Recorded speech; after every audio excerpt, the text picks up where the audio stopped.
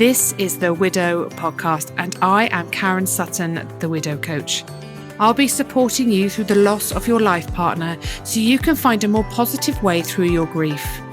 I want to give you hope after loss and to know that when you are ready, you can create a meaningful life for yourself with the help of me, Karen Sutton, and the Widow Podcast.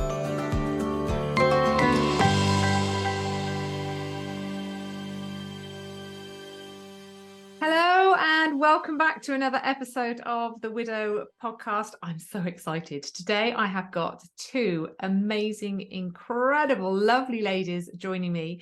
They are from my program, Finding Hope in Widowhood, and have been working alongside me. And we are here today to talk about year two. It's a big one, and it's something that comes up a lot in widowhood. So I thought it would be really lovely to have a conversation, unpack the differences between year one and year two, what it looks like, different people's experiences of it, to help you process it, understand it, and hopefully fear it less, because I speak to so many widows in the early days in that first year, and all they hear is like, you know, year two was so bad, it was so horrendous, it was worse than year one, and it's almost this fear of kind of going into it. And that's not nice, right? It's already bad enough. So we're going to have a really honest, open and hopefully helpful conversation about year two in widowhood with these two wonderful ladies. So I'm going to introduce, well, I'm not going to introduce, they're going to introduce themselves. So let's start off. Wendy, hello, lovely. Do you want to say hello and introduce yourself?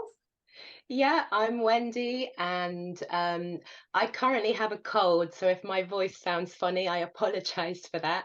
And yeah, I live in a village in the UK near Milton Keynes, about an hour from London. And my husband is Richard, was Richard. Yeah. And when did Richard die, Wendy? I'm coming up to 19 months now. It was the 1st of September in 2021. Yeah. Yeah. So I'm very much sort of in the middle of year two. Oh, bless you. Yeah, so you are in the middle of it, in the mix of year two. And just briefly, do you want to tell the listeners how Richard died? Yeah, it was very suddenly, cardiac arrest, totally unexpected. Actually, Richard was pretty much a medical miracle. He'd had a heart transplant when he was 18, and he should have died then. This was before I knew him. And yeah, there were a couple of times where he had nearly died. He'd been a totally fit teenager, and he'd suddenly got this cardiomyopathy that kills off a lot of sort of young, fit teenage boys, actually. And yeah, this was all before I met him, and he nearly died on numerous occasions. The joke was that his mum had already bought his funeral outfit at 18. Yes, Richard and I have a dark sense of humor. This might come out in this podcast. But yeah, so when I met him, he told me on one of our first dates, and I thought it was a joke, you know, until he showed me the scar down his chest. Wow. And yeah, he was amazing. He was one of the longest surviving heart transplants recipients in the UK, if not the world. You know, he'd had it for 34 years, and we sort of led a normal life. You know, we didn't sort of really think about it. We were very positive. We always thought, you know, at some point maybe he'd need a second transplant, and but you know, he would pretty much live a normal sort of lifespan, and that's how we lived. You know, we tried not to worry about it. Obviously, he took a lot of tablets every day, but apart from that, you know, it didn't stop us doing anything. Yeah, we had sort of 30 years of adventure and sort of, yeah, travel and love. And we chose not to have kids. You know, it wasn't a sad story. We just didn't want the responsibility. We just wanted to spend all our time focused on each other, and spend all our time, energy and money on each other, yeah. And it Oh, was amazing. It was an amazing life. And then, yeah, suddenly one day, normal day, breakfast in bed. Richard had put his Heart Foundation t-shirt on because I was going to do a photo for him because he was going to do the sponsored September Heart Foundation walk. When we were off on a canal trip, got to Milton Keynes, he started to feel poorly. An hour later, we're in the hospital emergency room and he's dead. And that's it. Yeah, like yeah. WTF. Yeah. What happened? How your life can change in a very short space of time. It's frightening. It's really frightening.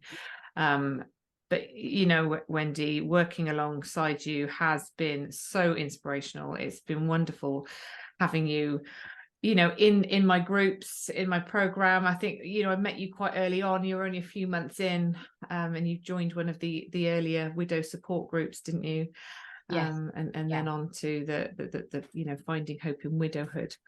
And you have worked so hard. You have worked so hard, and your outlook is incredible. Richard clearly lives on in you and Oh, has thank you. shaped who you are now.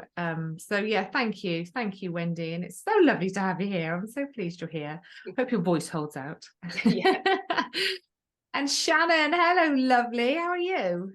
Hello, I'm good. I'm good, thank you. Yeah. I'm Shannon, and I'm from California in the United States. And my husband, John, was also from California. And we met in 2007. We fell instantly in love. We never separated from the day we met. We had a love story that is just beyond words, really. It was just, we instantly knew. We became best friends and we did everything together. John had 3 kids and I had 1, and his youngest being 7.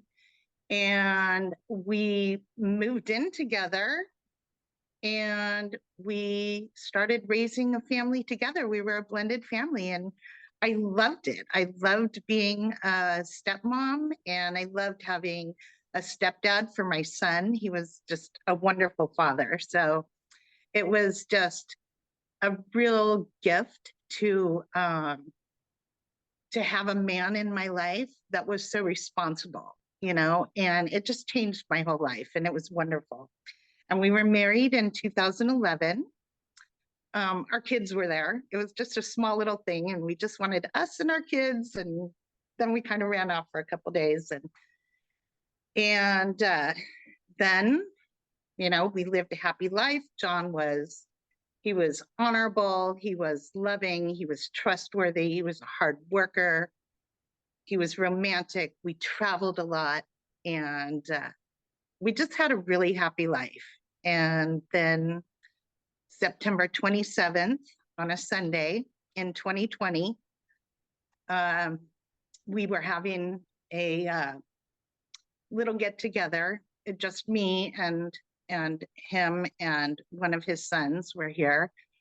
We were celebrating, his son's birthday was the following day, so we were celebrating it that day, and we had had a barbecue, and it was a happy day and fun. And at about 4:45, my husband walked in the house because we'd been sitting out back. He walked in the house, and I don't know, this weird feeling. I was sitting there still talking to his son, but like this weird feeling came over me, and I was like, where is John? You know, I mean, I don't know. And I just stood up really quickly and I pushed the chair back and I turned around and I walked in the house, and my husband was dead on the floor right in front of me. And immediately we started CPR, and that lasted about 13 minutes before the paramedics got here, and they continued for another 45 minutes and then came out and said, I'm sorry, we've done all we can. And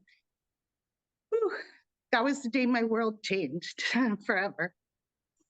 So yeah, And it was does, tough. it does. And again, you know, that sudden loss, you know, your whole life does change in a moment. and it's incredibly hard. It's incredibly hard. So you're now into your third year, aren't you, Yeah. Shannon? So you Yeah. you have been Yeah. through the whole of year one, the whole of year two, and you know, into your third year. So obviously it's a biggie, isn't it? Thinking about year two and what that means to us as widows. It's daunting, it's scary. For me personally, after Simon died, I had I think maybe it was quite a subconscious belief, but I don't know how aware I was of it at the time, but I think a little bit, that if I was to just get through the first year, it would become easier. And in fact, initially, after Simon died, I kind of pinned that on the 6-month period. I thought, get through 6 months. If you can get through 6 months, it's going to, because 6 months feels like quite a long time, right? And you think, if I can just get through that first 6 months, it's going to start to feel easier. I'm going to get used to it. And I remember about 7 months, I was in the doctor's surgery asking for antidepressants and sleeping tablets. I was in a proper pickle. Just getting deeper and deeper into this dark hole of grief, thinking this should be getting better, not worse. And you know what it's like, people say, just get through the first year, do all the dates. And nobody's actually said the words to me, it will be better after the first years. But that was what I heard. That was my kind of perception of what they were saying to me. So I was like, okay, all right, maybe I've got to get to the first year. And did that. And I remember getting to the end of the first year and thinking, oh my God, I've got to do that again. I've got to do that again. And then I've got to do it again. This isn't, I think it's that reality, that understanding that this isn't just a 6-month thing. This isn't just a 1-year thing. This is your life. This is your new life. And you've got to learn to live with it. And I think in that first year, the shock, whether it's a sudden loss actually, or somebody has died from an illness and you know they were going to die, I still think you're in great shock, because I don't really believe anything prepares you for that moment that your person leaves this earth in the physical sense. So I think that kind of carries you through the first year and keeps you going. And as that starts to wear off, and the reality of it starts to sink in, that's quite overwhelming, and you're already exhausted. So Wendy, tell me, what were your kind of expectations of year two, and you know, what felt different to you, or what feels different to you in it compared to the first year? Well, I think it's similar. I had a similar experience to you, Karen. I can remember people saying to me, you know, oh, just get through the first. These weren't widows, interestingly enough. These were other people telling me this. They had been through grief, you know, they'd maybe lost a parent or whatever, which is horrendous, because I've lost my mum sort of 13 years ago, and we were really close, and that was incredibly painful, and you know, I still think about her every day. But losing your husband is I would say a totally different thing. Anyway, so people were saying to me, you know, just get through the first, and so there was this sort of unsaid thing that, you know, make it through the first year and you know, you'll be all right, sort of thing. And I sort of didn't completely believe that, because I knew how bad I felt at the time. But you know, and in getting to the end of year one was a real low point for me. I'd say there were a couple of times I reached rock bottom. One was after about 4 months, which coincided with New Year, and I think that then the initial shock and sort of numbness had started to wear off. But getting to the end of year one was felt just as bad for me, because I thought, you know, right, I've gone through a year, and it sort of almost felt like a sick joke. It was like, right, okay, Richard, I've got through a year, I've proved I can get through it, you can come back now, sort of thing, you know. But you know, then, and you realize, you remember how bad all the firsts are, and actually, you know, the seconds, I would say, can be even worse, because you know what to expect, you know how shitty Christmas, birthdays, anniversaries are without your other person. You know what's coming. So yeah, and just the reality sinking in, like you said, Karen, that this is it. You know, Richard's not coming back. I've got somehow to get through the next sort of 30, 40 years without him. And that's sort of devastating. Yeah, Yeah. scary, big, scary, Yeah. real thoughts, aren't they? That you just kind of go, how am I going to do this? How are they not here anymore? I don't. It's really hard, isn't it, for the brain to understand it and make sense of it. So I think what's interesting that you said there about the second year, you know what to expect with the dates, and I know you're not, you're still going through the second year. From my experience, I actually found the dates were different for me in some ways in the second year. Have you found that, or have they been the same experience for you? Actually, no, yeah, they have been different because having gone through them for the first time and realizing how bad they were, and because I'm naturally a sort of planner, I guess it gave me time to think of strategies of how I might get through them better in the second year. Like February was always a big month for us because it's my birthday, Richard's birthday, the anniversary of when we met, you know, Valentine's Day. So February was a big thing. And I for my second birthday, which was this year, that's when I planned that trip to India. And I did that deliberately so that I would be away for my second birthday, and that I would be in a, you know, planning, getting ready mode when it was Richard's birthday. So I planned that deliberately to sort of help take my mind off stuff. So Did it work? it did work. It did work, yeah. So yeah, I guess having gone through year one, you know what's sort of coming, and you can plan, you know, ways of getting through it. Yeah. And one of my I had two counselors. One was a sort of traditional counselor where you just sit and for an hour and you know, cry and end up with a massive pile of tissues. And the other one was completely different and was very practical, and was like, right, Richard's birthday's coming up. What are you going to do to get through it? So it was interesting to have the two different types of counsellor.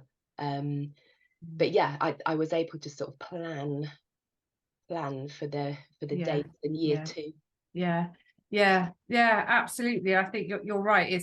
I remember doing that with my Christmases, you know, kind of thinking, right, I need to get out of here and do something different because this is tough. So thank you. Shannon, what about you? What were your expectations of year two, and what felt different to year one when you were in it?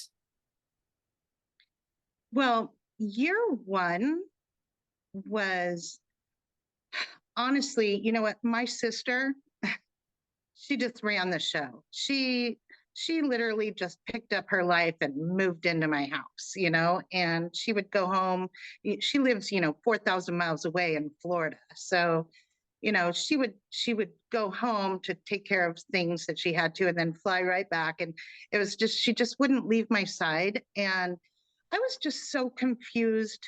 Karen, I can hardly remember things from the first year. I mean, I really am still like, I don't know how I made it through. If it wasn't for my sister, my friends, John's friends, I don't know how I would have made it through, because I really needed those people to just live for me. And they did. They did. And, you know, I think year two was, well, at the end of the year, at the end of the 1 year mark, I knew I could not sit home for another minute and just be in this house. The paperwork was done, things were settled. You know, my sister had taken charge of everything and gotten everything done for me. And she's amazing. I have to give a shout out to my sister. She's amazing. She put up with a lot too. A lot, her whole life, but like really a lot when John died. Aww. And And I'm so grateful for her, because that's just what got me through that first year. And I knew I could no longer sit in my house. And I started off year 2 by, I packed my car up with me. I packed my dog into it and I said, let's go, Fred. We're on a drive. And we drove for 7 days to Florida, just the Wow. 2 of us, to my sisters and my brother-in-law, my niece, my nephew. And I went there and I just had the best time. I felt so free, you know. I mean, part of it, I have to say, like, we were in the middle of COVID. And so California is very different than Florida in the way that they handled things. And it was just completely shut down. Florida was like open. And like, I felt like I had just got out of jail. Like, it was like, oh my God, this is so great. So it was like, I just had this burst of energy and I had fun. And I was around my family and, you know, they kept me close. And I stayed for a few months. And then I drove home with my dog. And I was so, I stopped along the way too. I stopped and saw friends. I saw friends from other states. You know, I saw John's best friend and his wife in another state. And like, you know, it was just really, it was so freeing. And it gave me, I felt so strong, like I could conquer the world. And I got home and I want to say within 2 weeks, I fell. And I was just like, oh my God, life happens. Life happens, reality hit. And it was, you know, it's things like, you know, things that go wrong with the house and I don't know how to fix it. And I'm all of a sudden I'm, you know, a pro at YouTube and I'm learning how to do stuff, you know, and I'm looking for help. I really could not find any help. I tried finding therapy. I was listening to podcasts and they were helping. And I was just trying, my friends were sending me books. They were sending me links of things to listen to. I wanted help so badly, you know, and I just would not give up on finding help. And I just knew I needed help. And I knew that I could find it. I just had to keep looking. And at the end of year 2, laying in bed, listening to podcasts as usual, here comes Karen on. And I'm like, who is this woman? She's telling my story. And I was just, everything you said, I was like, yes, yes, yes. And then I think I emailed you like right away and you emailed me back and I joined your holiday support group and wow, is that ever life-changing? And I just wish I had found you sooner, you know, it took a long time and I'm sure I would be, you know, I would have been a lot better in year 2 if I had had, you know, you in my life at that point. But, you know, things happen for a reason and I'm here now. So. And I think that's really interesting. And I'm so glad you found me. I am, because it's so lovely Yeah. having you in my community. It really is. And watching you grow, which you really have done. And it's been remarkable. It's that support, isn't it? It's finding people that make you feel safe and supported and that you can connect with, because widowhood, I think, I'm not saying it's better or worse. It's a very specific, unique loss, and the impact that loss has on your life is profound. You know, it touches every corner, doesn't it? And you change, your life change, your outlook change, your relationships change with people. It's so much to navigate and process. And I think for anyone, finding a support system in whatever way that looks is vital, really, and offers so much power and so much strength to people. And it's lovely, you know, that you were able to go and visit your sister and spend some time there, and that's such a wonderful thing to do. And I know your sister's been an absolute rock for you throughout your journey. However, there does come a point, doesn't there, where you kind of go, I've kind of got to figure this out. I've got to find my way. I can't keep like trying to get away from it. Did you notice in the second year, Shannon, that obviously your sister's been amazing throughout, but in terms of support, did that change a lot for you in the second year? I don't think that the people around me changed. I think my perspective on it changed. I think that, well, I know I started feeling bad for my sister and my brother-in-law. I started feeling like, God, they didn't marry me, her husband didn't die. And I started feeling guilty, like that I was going to take away from their life. And I just knew that I had to fix myself somehow. I needed that help so that I could find the new me and I could be whole again. And then I could bring something to the table, for them too, for the people around me that supported me. I needed to find that strength within, that new Shannon, Yeah. And then I would feel better about myself. I think that's how I was feeling. Like, Yeah. Yeah. I get it. I completely get it. I can really resonate with that feeling of just, you're so heavy, you're so tired, you need so much support, and you kind of, people are amazing that, they certainly were in my life. I know not everybody has that, and it's hard.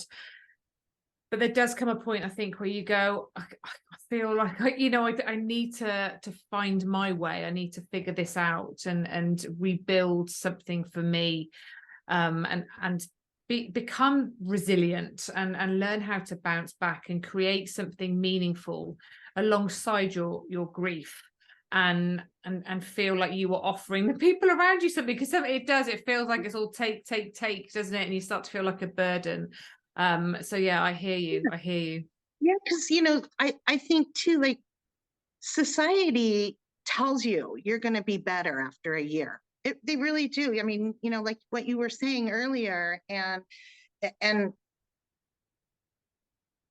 you're not better after a year. You're just different, and I think that, like, it's so hard for the people who do support us because they don't have a clue what to do. I remember my sister was just like, as long as she could just be there is what she felt like. That's what I needed. Just be there for me, because they don't know what to do. They try to do so many things. And like, I took in some of it, and a lot of it, I was just like, please just get this, stop. I don't want to read another book. I started donating books. Like, I just can't even read this again. Like, it's so much, and people are trying so hard to help you. And I think that was, in my second year, I think that's what I realized, is that I really need to figure something out here to take care of myself, because this is just ridiculous. That's how I felt. Like, I just can't do this anymore. This is so painful. I need to get out of this pain, and like, I think you're so right. It is. I think, we're so reliant on others in the first year, because we don't know what we're doing. We're thrown into a world that we don't understand. We don't know. We're trying to figure out where we fit in. We don't know who we are anymore. And there's so much that we're trying to make sense of, and the people around us are trying to support us in the best way that we can. And I think we kind of go along with it in the first year. Well, they must know what they're doing. They'll help me. They'll save me. Somebody's going to come along.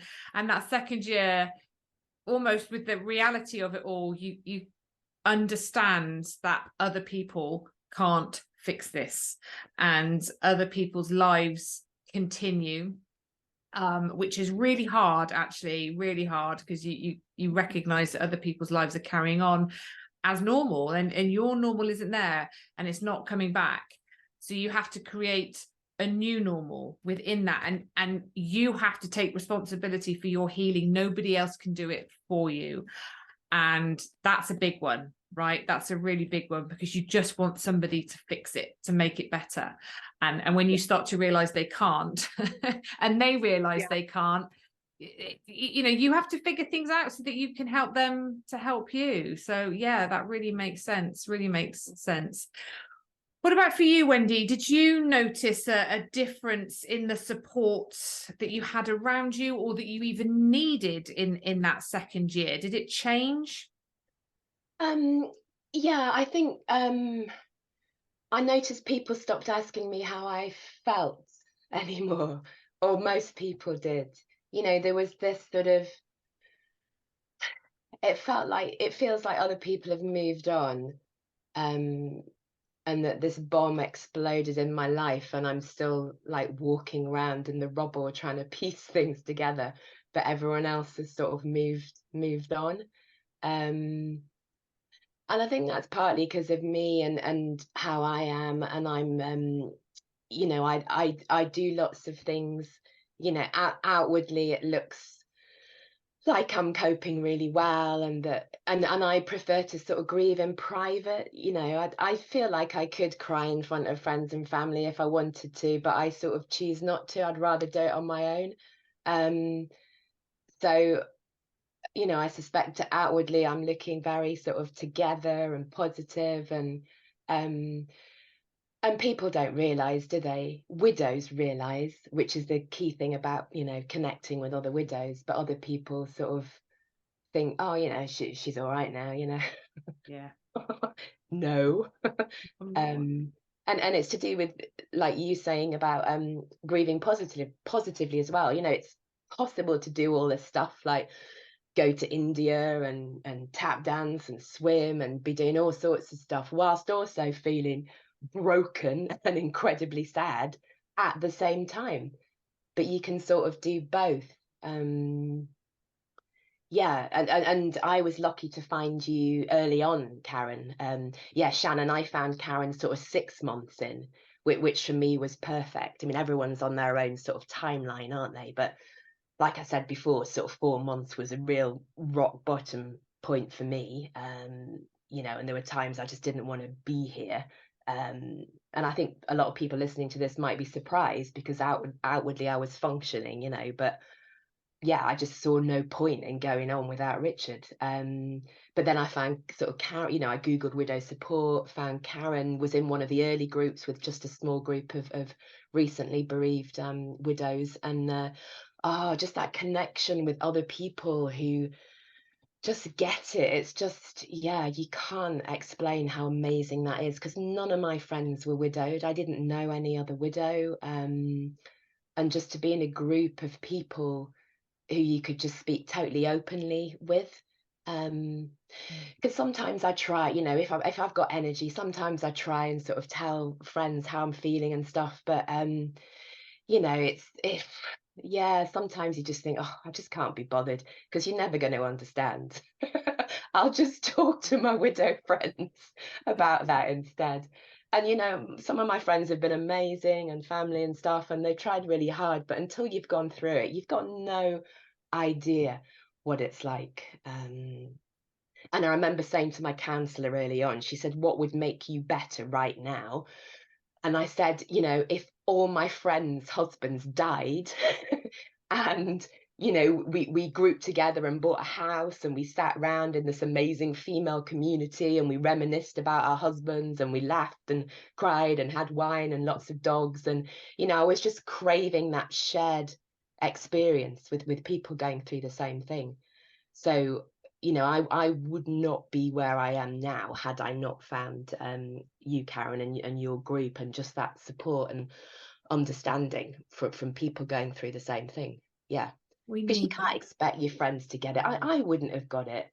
And sometimes I'm just being honest here, you know, I feel a little bit smug and think, well, you know, just wait till it happens to you, and then you'll turn around and say, oh my God, I didn't realize how bad this is. And Yeah. that sounds awful, but sometimes you just think that, you think, oh yeah, just wait until it happens to you, and then you'll know.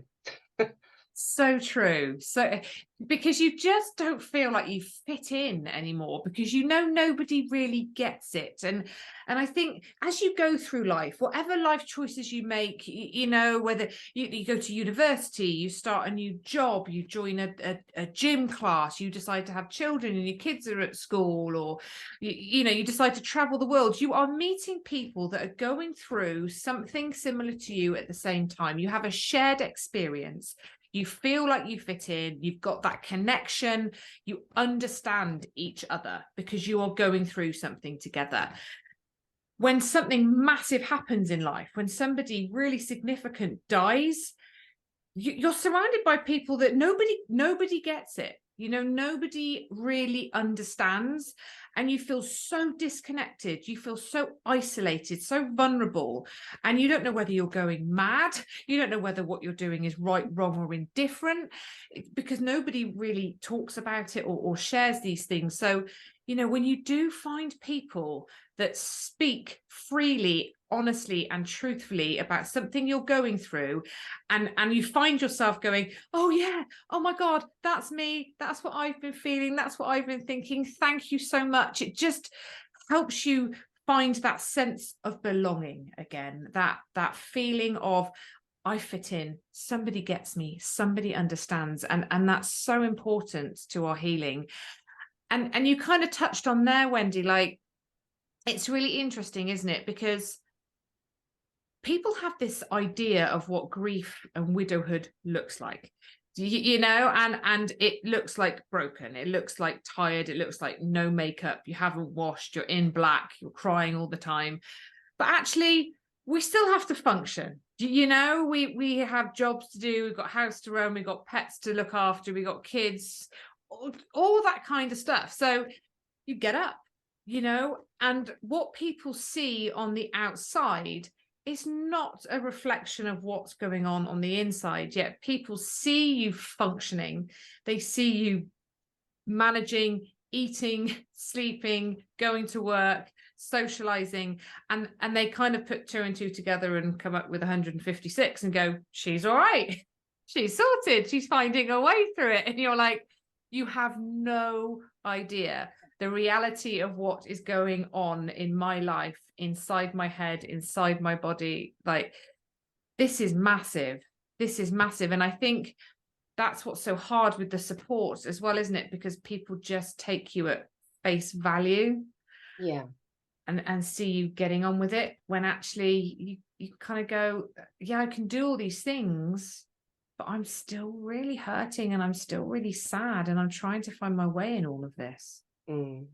Yeah, I remember someone at the beginning saying to me, oh, you know, you're doing so well, and if it was me, I'd just be in bed crying, sort of thing. And I thought, oh God, you know, firstly, it's sort of you know, it feels like they're diminishing your grief, whatever. And Yeah. secondly, do you not realize that when I'm not doing stuff, I am in bed Yeah. crying, you know? Yeah.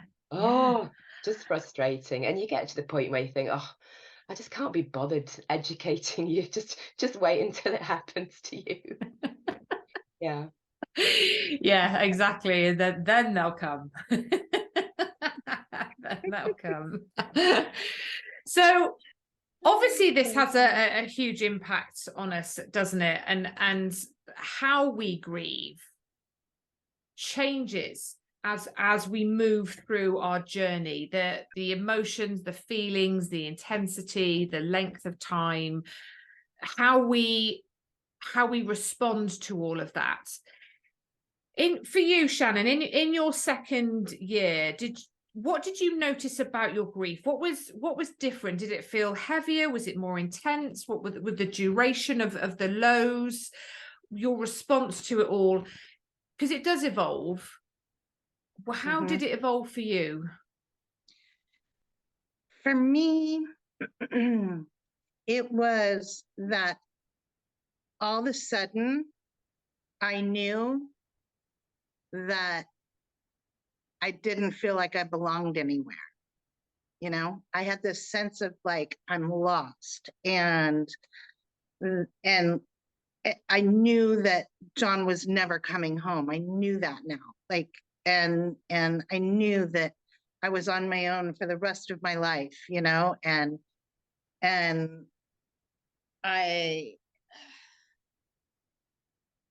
gosh, I don't know. I'm kind of at a loss for words because I think it's just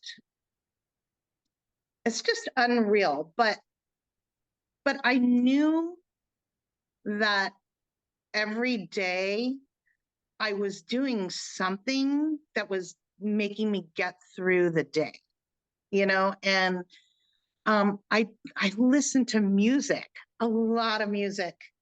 I mean, a lot. Yeah. Anyone who came to my house was like, wow, this music's still on.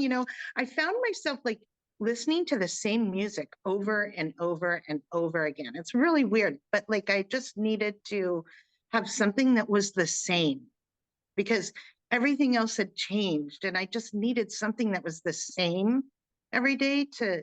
And what did that music bring out in you? The music brought out like this.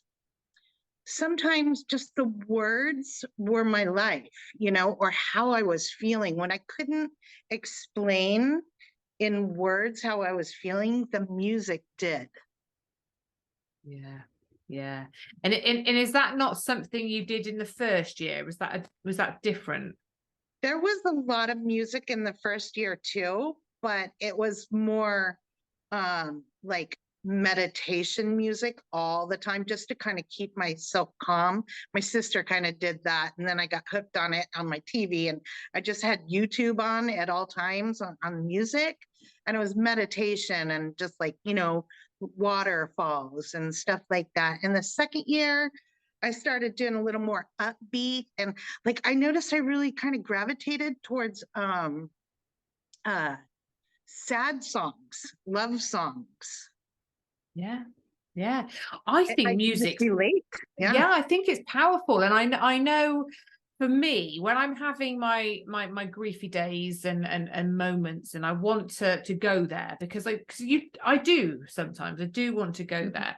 And I want to release something. I find I've got a playlist on Spotify. It's the Simon playlist, and it's all the songs that played at his funeral, our wedding songs, concerts that we went to, music that we loved, music that reminds me of him, and it brings up this emotion, and it helps me to release what I'm feeling and what's going on for me. And I find it really quite emotive and powerful, actually, music. And a really good tool to help you kind of understand what you're feeling and bring out what's within that sometimes you can't quite access yourself. It's fab.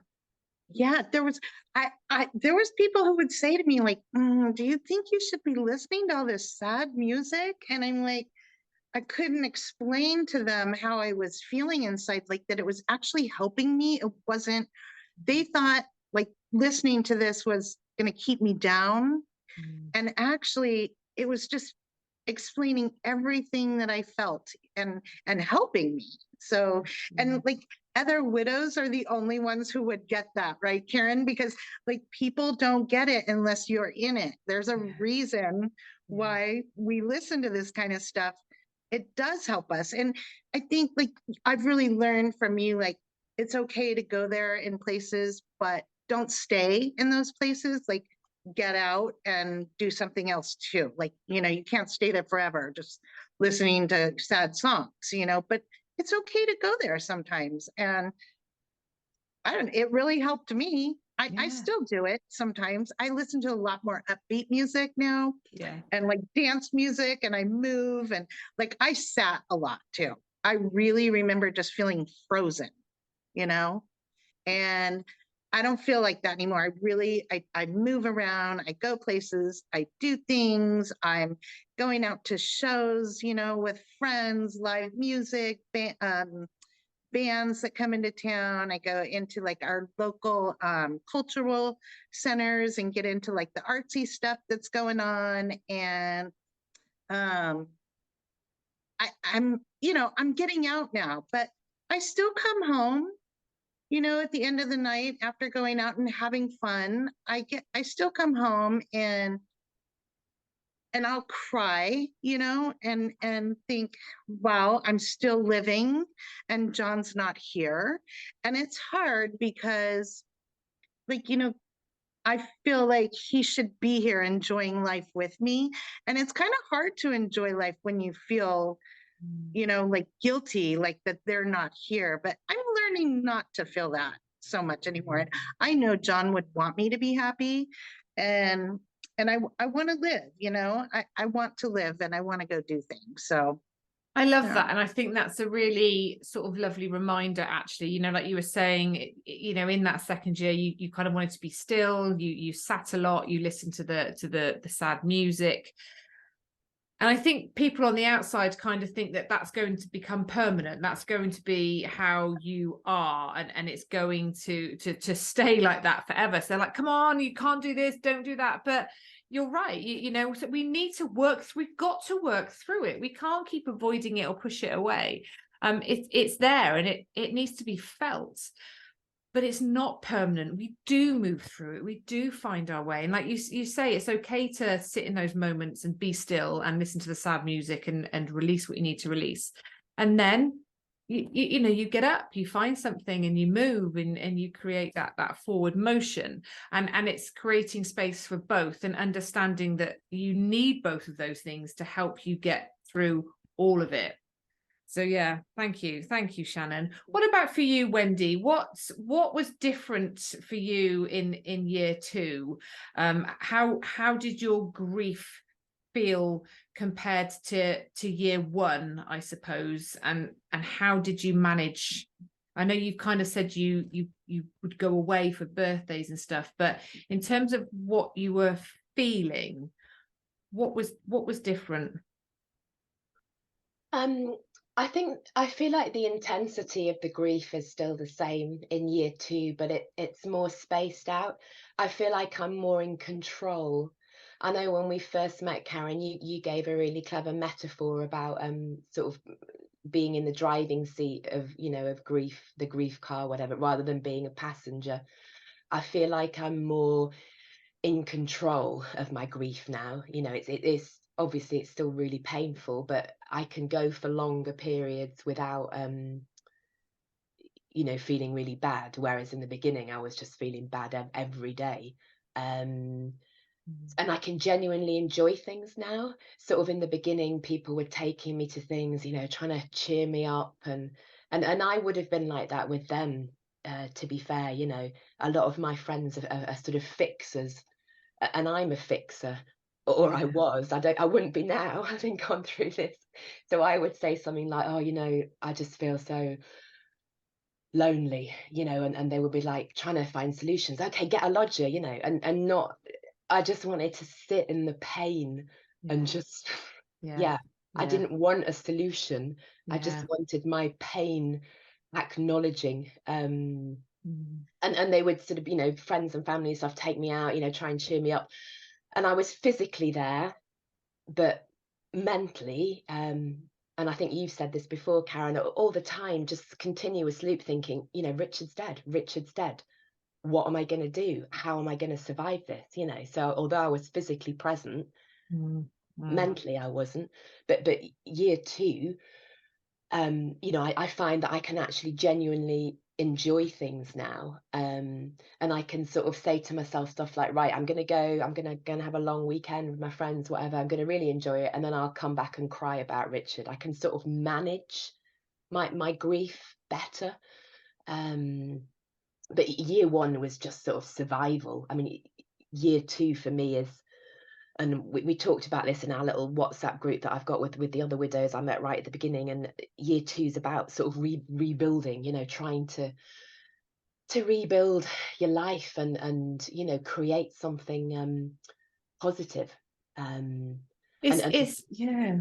This is one of your podcasts, which I actually looked up ready for this chat, because I've quoted it a few times and can never remember who it is. It's the Empowered by Grief lady, Marie. Yes, Marie. There's one of your early podcasts, I think it's called Discovering You. Yeah. And she talks about building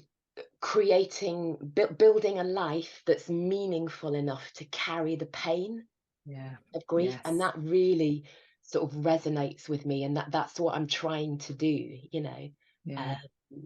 I will always be sad, heartbroken, devastated about Richard, I'm trying to sort of build a life around that you know, that is worthwhile enough to want to carry on and to sort of grow and do things and sort of honor Richard by seizing the day like we used to do together. So yeah, it's very much a rebuilding thing in year 2, and it's exhausting. It's a full-time job. I mean, respect to the mums out there, you know, shout out to the mums, because it's just a full-time job. You know, the whole self-care, the crying, the doing, yeah, trying to get positive, doing things, reading, listening to podcasts, and thinking about your values. It's just a full-time job. Yeah. Relentless. It is, because you know, you're trying to reconnect with yourself, with the world, with the people around you, the new life that you're trying to build, trying to understand who you are, what you want, where you're heading, and all alongside trying to build a relationship with your grief. And I think, you know, you kind of touched on in my little analogy about the towing the car, and I kind of won't go into it all now, but you're right. You know, initially the grief is in control, it's taking where it wants to go, and over time we communicate with it, we understand it, we talk to it, we spend time with it, we get more comfortable with it, we sit alongside it, and we understand what triggers it, what emotions come up for us, what works, what doesn't, and we do learn to live alongside it, and it becomes a companion. You know, it's a companion that nobody wants, granted, but I kind of look at it as, yeah, you can fight it, you can push it away, you can dislike it and be angry with it and resent it for the rest. You can. That's a choice, and it's you know, it's an understandable choice that one would make. When I think about that, I kind of go, that's just going to cause me extra suffering, extra pain, and it's going to prevent me from building a life that's meaningful enough to help me carry the grief and build something that enables me to find joy, to find peace, to find love, to find connection, all of that, because life does throw curveballs, and it is really hard, and losing a life partner, I mean, God, it's the hardest thing I've ever had to go through.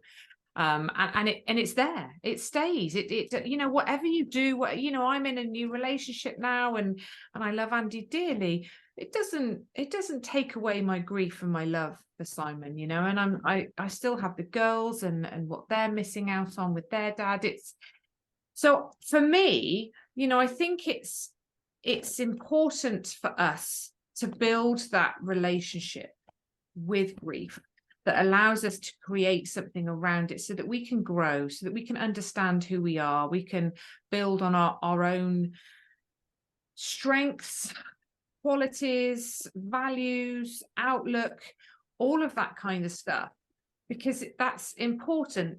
Have you noticed in the second year, Wendy, any shifts in your outlook, your perspective around grief, loss, life, your own growth journey? Has that shifted? Yeah, I think, like Shannon said earlier, it gets to the point where you realize that this is on you, you know. No, on my fridge of inspiration, I've got all these quotations, you know, stuck on the fridge, you know, that normally Richard and I would roll our eyes at, you know, but I'm really into all of these motivational quotations now. And one of them, I picked it off the fridge. Nobody is coming to save you. You know, get up. You've got to be your own hero, like Shannon was saying, and you get to that point, and it sounds really harsh, but it's true. You know, everyone else has moved on. You sort of expect people to be a mind reader, but they're not, and you don't even know what you're thinking yourself half the time. But yeah, it's, you know, and a lot of the work that I've done with you is about, you know, learning to be your own best friend. You know, ultimately you're the only person that you can rely on in life.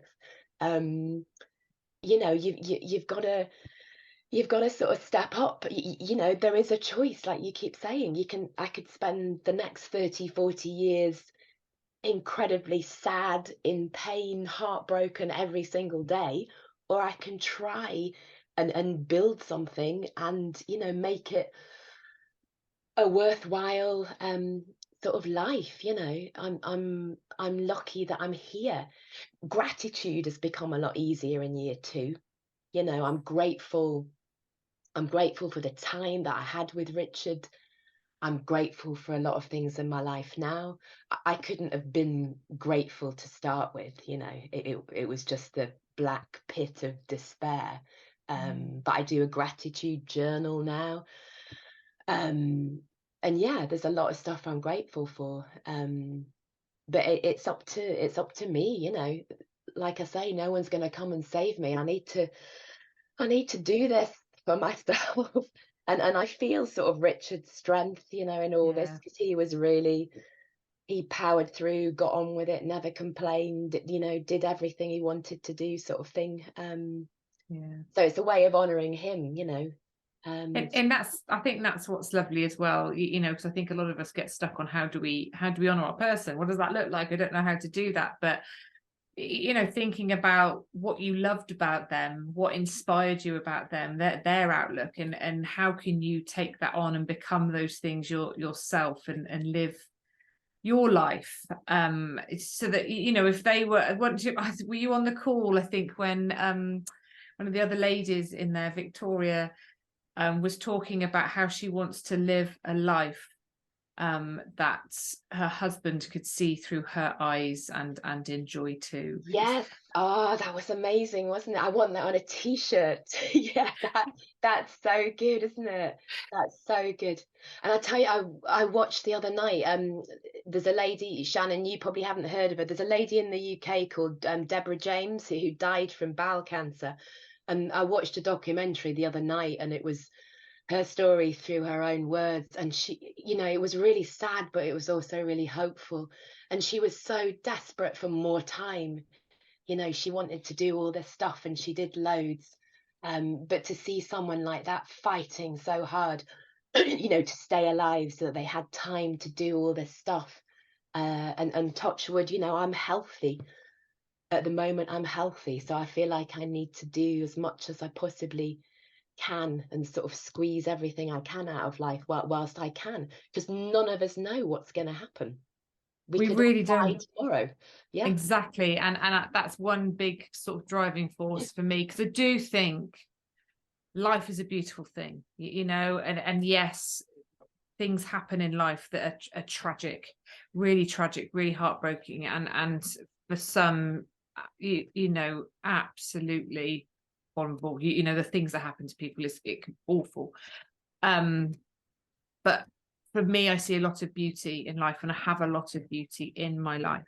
And wonderful people, you know, I have my health, you know, and I think that's just one of the most amazing things that we can have physically and mentally. And like you say, if our person could have more time, could come back and live longer, God, they would do anything to have that opportunity. And that's a real reminder to us, isn't it, that we are still here. And yes, you know, I have seen posts where people kind of say, you know, what's worse? Is it worse for the person that's died, or worse for the person that's left behind? And it I think you have to, like you say, Wendy, is look for the good, and gratitude is hard. It's a big word, right? And in the first year, if somebody said to you, you know, what are you grateful for? You probably just want to punch them in the face, because you're like, well, not really a lot right now. I actually did yeah. have somebody say that. Yeah, I get Yeah. it. I had somebody say that, and I actually said, well, they're like, oh, this is a blessing, you know, with something, and that John had left me, and oh, this is a blessing. And I just said, it doesn't feel like a blessing. You know, like I was just Yeah. so like, what? How could any of this be a blessing, you know? Yeah. And it's Yeah. really important to remember that everyone's on their own sort of timeline. And, you know, I could not have listened to this podcast in the early days. I would have wanted to punch me, you know, who is this woman talking about being positive and, you know, Yeah. living a life, blah, blah, blah. Because at the beginning you think, how, you know, oh my God, how can you be thinking like that? You know, the world has ended. Yes. Yeah. Yeah. So you have to be at the right point And I think I had to reach sort of rock bottom to get to this point now. Mm. Um, And that yeah, it's so true. And you know, I've said it a few times on the podcast, because we do talk about things that I'm very conscious that, you know, you hear it in the very early raw days and it just feels so wrong and so insensitive. And you just think, how are you even having this conversation? Like, this is so far removed from my reality right now. And I always think, even if it doesn't land well with you now, just hold on to it and until it feels like the right time, because a time will come when something will happen. You'll have a thought, you'll have a feeling, you'll have a moment, and you'll kind of go, I remember when Wendy said this on that podcast, or Karen said this in that group, and yes, it kind of resonates now. I kind of get it, I understand. But there definitely are conversations that we have that people will go, no. And gratitude's a big one. You know, gratitude is a big word. It's a big word. And I, you know, I say to people, if that feels too big, just, you know, look for the good, because there is good. Sometimes we have to look really hard for it, and it's not necessarily about gratitude, but it's about what feels good, you know, and it's there, and it might be tiny. I remember, for me, in the very early days, you know, it was spring, not spring, autumn. Simon died in September, and just the colors on the trees, just I liked it. And some days that was like, do you know what, that's all I can find that kind of feels good right now. But it was one thing, or a bird in the garden or something, you know. And then that does turn into gratitude slowly over time. It really does. And also, you know, for me, and I don't know about you guys, but I created some incredible moments in my grief, in my first and second year, actually. And yes, the grief was very different, but there were certain things I did that have really stayed with me, and I reflect back on them and I kind of go, do you know what, they were amazing moments, they were amazing memories that I was making at the time, and I did things that I would never have dreamed possible, that I'm so proud of. That, you know, even recognizing that those first 2 years, the early days of your grief, when it's so hard and it's so exhausting and you don't know what you're doing or where you're heading, you do still do some good stuff. You do still have some moments that are amazing. For you, Shannon, what was good about the second year, that maybe you didn't appreciate so much in the first year, or that you did something? Did you have moments where you kind of went, do you know what, this I'm doing good, I'm doing all right? You know, I have to say, I think it was kind of, even in the first year, I was doing it because my sister and I were so close, you know, and we did some things that are so dark humor. Like, I mean, just what are we laughing about? Like, you know, but we were, and, you know, so I did that in the first year and in the second year. It was just moments that I'll never forget now. Like, I mean, my sister and I decided, John and I used to go to a place called Horseshoe Bend and go camping all the time, and we loved it. You know, it's close to our house, but it's up in the mountains and it's beautiful and it's our place, you know. And I was so sad, thinking I'm never going to go there again. And my sister's like, let's go, you know. And I'm like, okay, well, where are we going to stay? Because, you know, the trailer's gone, and, you know, it wasn't something, there was things that John and I could do together that I can't do, you know, without him. And so I had bought a new car, and I'm like, well, you know, I bought all kinds of stuff to go in there and make a bed. And I'm telling you, we went up there, and at first I just had like a mental breakdown. I was just crying. I was full of anxiety. I was shaking. Like, I didn't know if I could stay the night. My sister would say, do you want to go? Do you want to go? And I'm like, no, I'm not going. I'm going to stay. I'm going to make this happen. And it ended up like I messed with my sister all night long in the back of that car, sleeping. You know, I messed with her head. I just like said things, and she'd be falling asleep. And then I started like, moving my foot closer and closer to her and pushing her. And she was just going until she was all the way to the end, and like as far as she can go and on her side.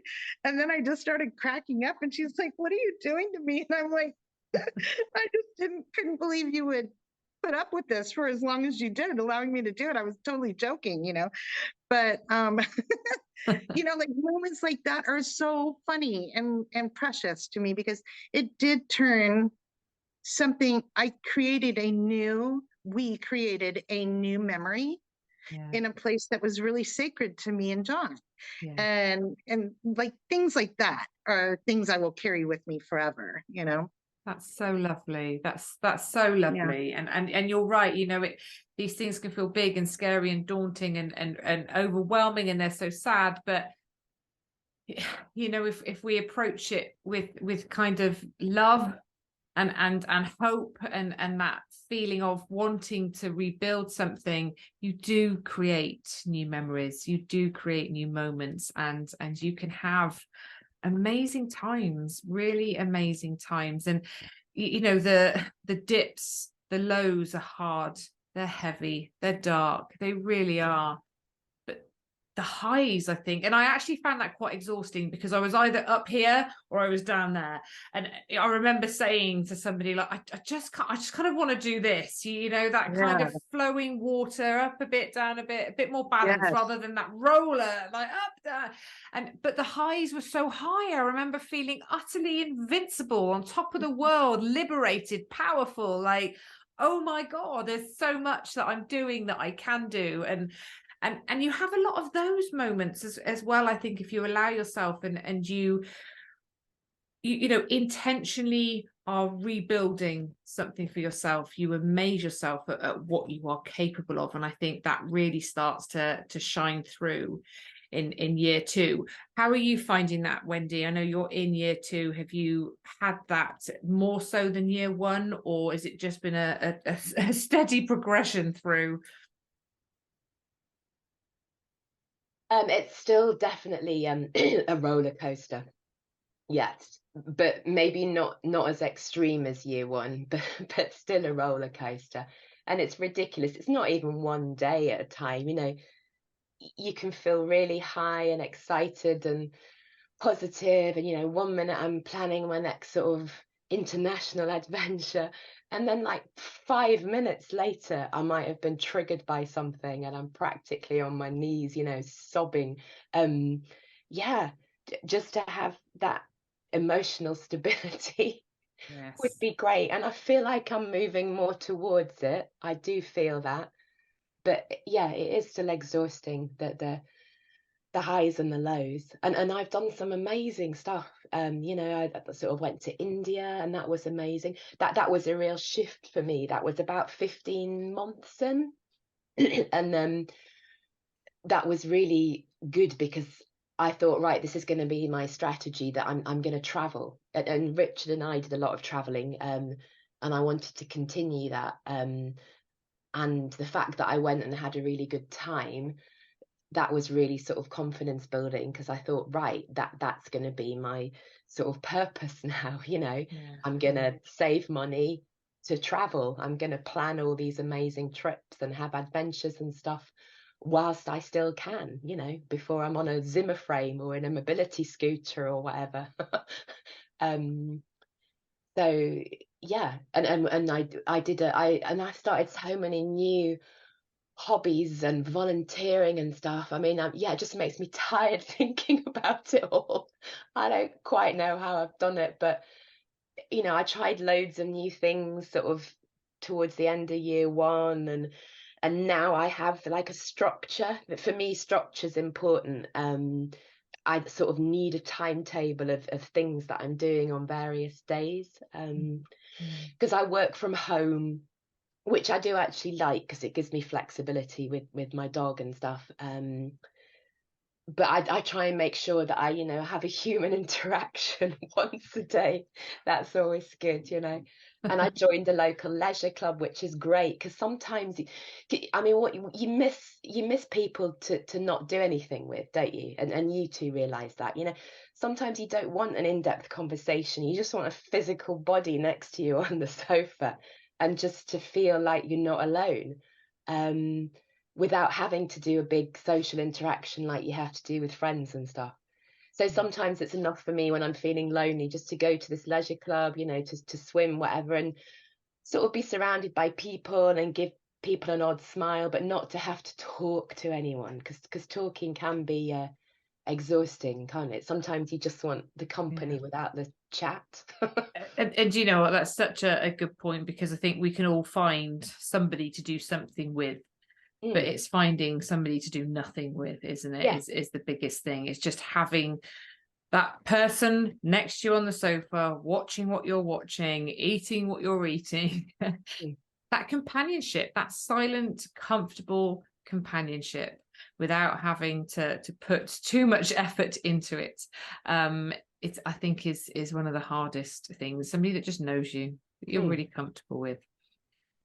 Absolutely, absolutely. What would you say then, Wendy, to somebody in their first year coming into their second year? What advice or insights would you give to others? Is there anything you wish you'd known or understood that you would like to share with others listening? Well, I was joking with you, wasn't I, Karen, before this recording started, that I have such episodes of widow brain that I've got little post-its surrounding my laptop with points on that I wanted to say. Because I forgot my passport on a holiday recently, but that's another story. So yeah, just totally, for a competent, organized person, just have moments of total widow brain. So I wrote down a couple of top tips that I'm reading on a bit of paper here. A thing that really helped me was to find activities that where I was able to switch my brain off, because to start with, in year one, you're just constantly thinking, oh my God, they're dead. How am I going to do this? I miss them so much. I'm in so much pain, and you can't sort of switch your brain off. So finding activities where it sort of gave my brain a break and I wasn't thinking about Richard, for maybe an hour or something, I found really helpful. So I started randomly tap dancing. I've never tap danced before, because I was Googling all this stuff, what helps with your mental health, and dancing comes up quite a lot, and it works, weird as it sounds, because you're so busy concentrating on what your feet are doing and stuff. It sort of gives your mind a break from thinking about grief. So that was really good. And also I started open water swimming, in sort of lakes and things. Again, really good, because you're so focused on the cold of the water that your mind sort of blanks. And you just, in the moment, and you're not thinking about grief and your partner. And so, yeah, finding an activity that allows you to switch your brain off and just have a break from the sort of pain and sadness, I found really useful. Yeah. And also volunteering, I tried lots of different volunteering things, and eventually found things that worked for me, and that sort of gave me a sense of purpose, because I struggled a lot with that in the beginning, because I know a lot of widows with sort of children, that they have to carry on for the children sort of thing, but I didn't have that responsibility. So I was really struggling to find a sort of purpose, meaning in life, and volunteering has helped me with that. So yeah, those things. And also, like we said before, they just find other widows to connect with. I mean, the way Shannon and I are talking, we're just like a total advert for Karen Sutton and her group.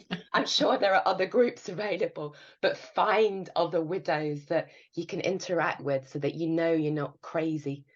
even if it's just listening to podcasts and stuff.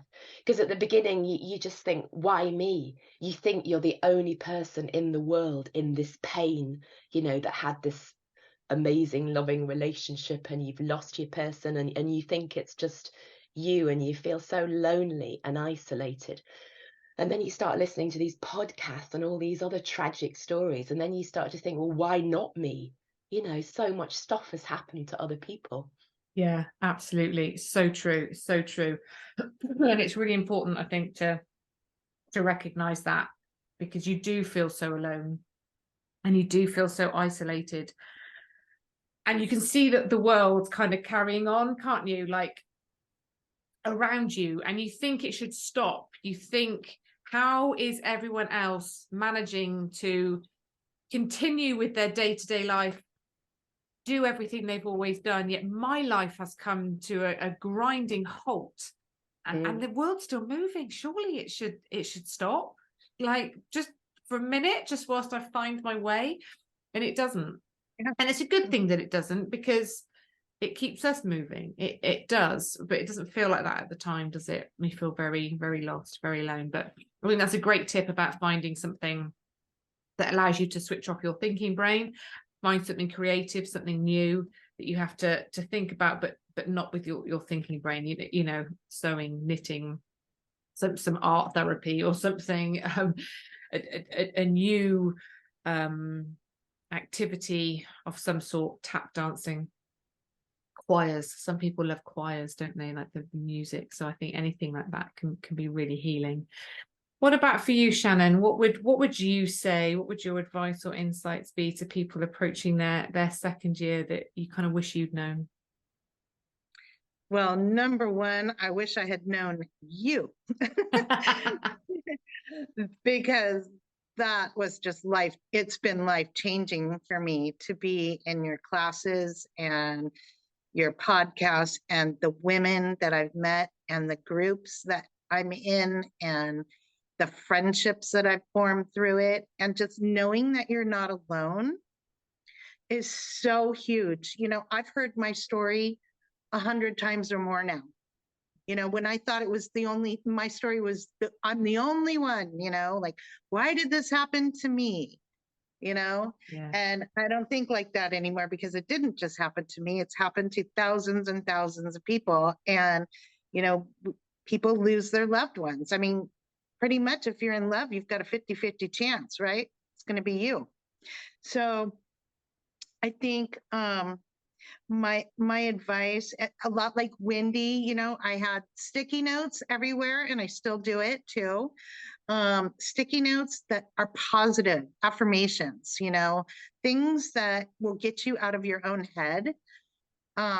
Like you've taught me, your brain will believe what you tell it.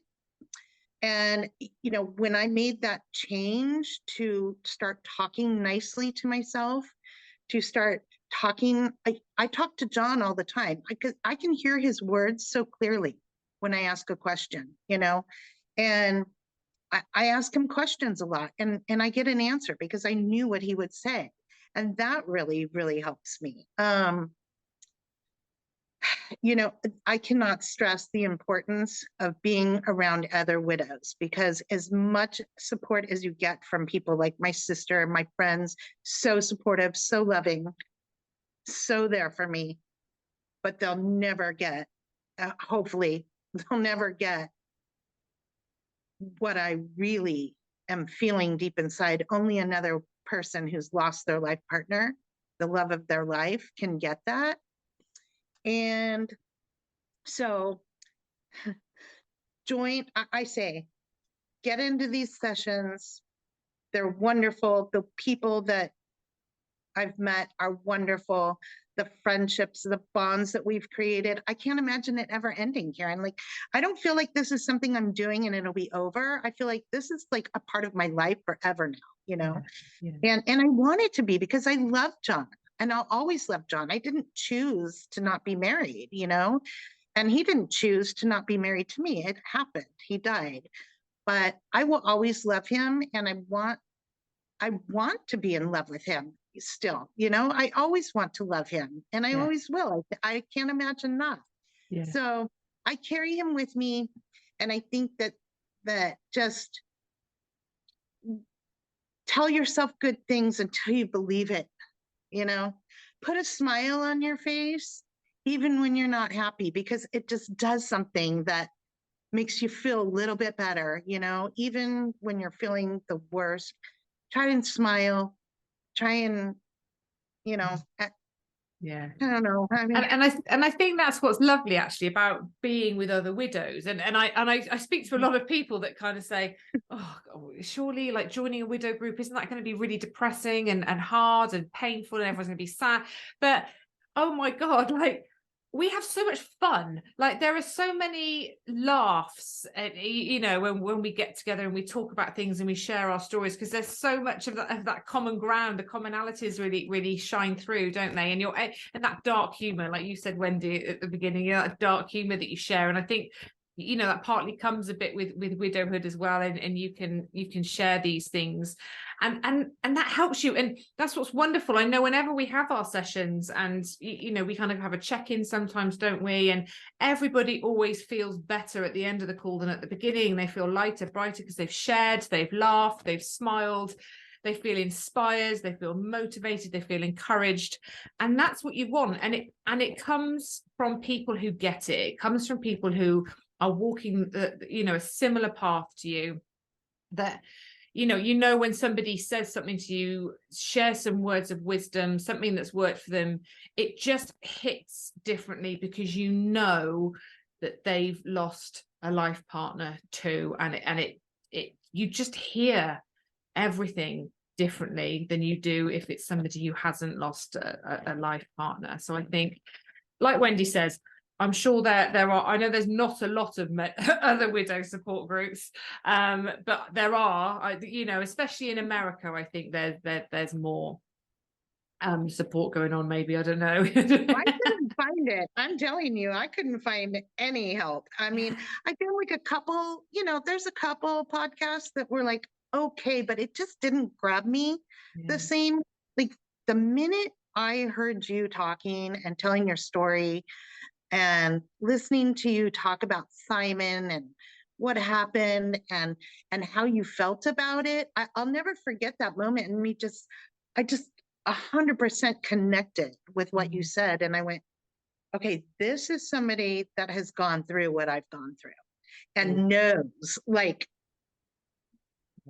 knows what to say without holding back. Like, you know, there's so many people can say things, but I think when you're real and you're honest and you're open and you share how you feel, even if it's not great at that moment, then other people can connect easier with you. And I find that with how you talk is like, you're very open about sharing your grief journey, you know, and that's what we need as widows, is to share, listen, and contribute, you know, like show up, be there, do the homework. It's not always easy. It's very hard sometimes to go through, like excruciating hard, but it's not as hard as sitting in the pain and doing nothing.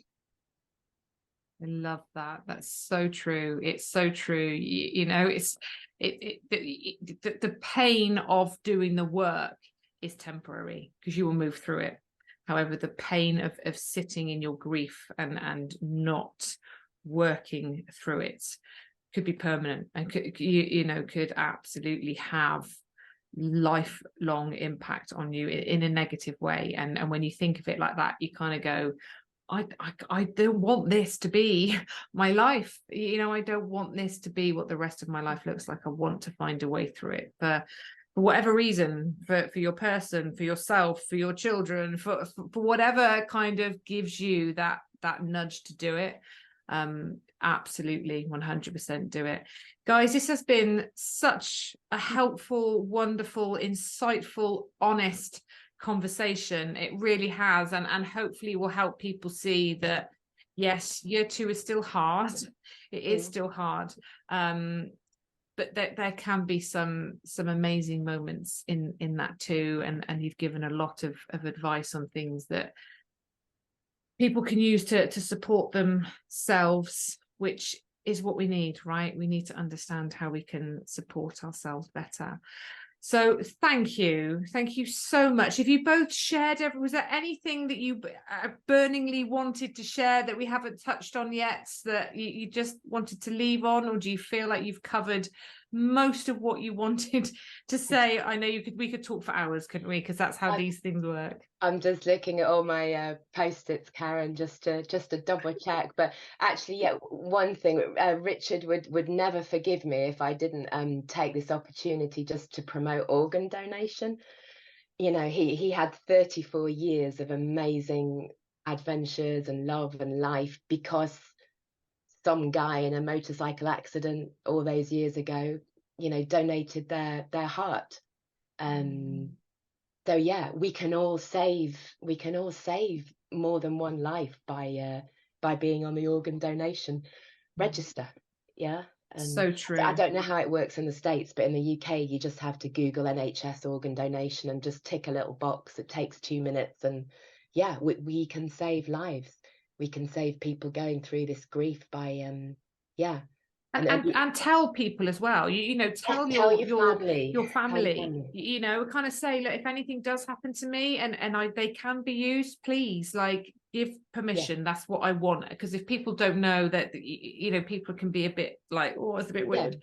But if they're your wishes, make them known, share them with people, so that can be done. Because you're right, you know, what a gift. I mean, look at all those years Richard had, and you know, very tragic that obviously somebody has died to give him that, but wonderful as well as a lasting legacy, really. Yeah. And then he donated as well, you know, he had an organ donation card, so you know, it's sort of it's a way of paying it forward. And yeah, it's lovely. That's so lovely, and such a good reminder for all of us, I think, Wendy. So thank you so much for that. I love that, Wendy. And I am a donor, and I've done it through in the States. It's pretty easy. It's on your driver's license, even. You put like a little sticker that says donor, so they can see it right away. It's like a little pink little circle, and they put it on. And also just do power of attorney. Like, my sister will be in charge if something happens to me, and she knows my wishes, and it's written down. And it's super simple to be a donor. It is super simple, and I think they've made it even simpler over here. I think you almost have to opt out of it now rather than opt into it, which I think is great. But yeah, absolutely. Thank you, ladies. Thank you so much for coming and sharing and spending this time with us. It really is wonderful chatting to you. I know it will be so helpful to so many. You can go and be proud of another achievement because you've helped someone else. You're paying it forward. So thank you so much, ladies. Sending love. Thank you so much, Karen. Thanks, Karen. 5 stars for Karen. Thanks, guys, my biggest supporters. Thank you so much for listening to the Widow podcast with me, Karen Sutton.